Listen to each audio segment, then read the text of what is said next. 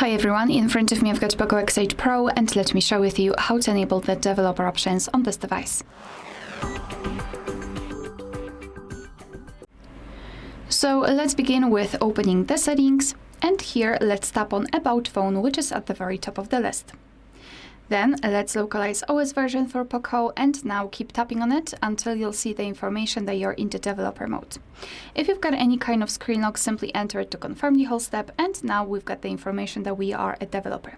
So now we can go back to the general list of the settings, scroll all the way down and go to additional settings. Now let's scroll down again and find developer options. Let's tap. And as you can see here, we've got plenty of advanced settings which we can customize.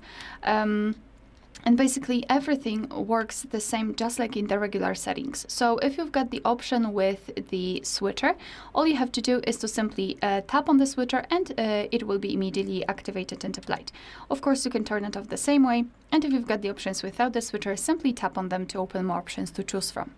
If you're done with customization of developer options, you can turn them off. Just go to the very top of the list and tap on the switcher at the top.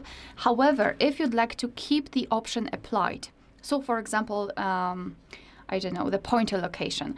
If you want to keep it turned on, if you will, turn off the developer options, you need to keep the developer options active. So they still need to be visible in this list to actually be able to apply the option.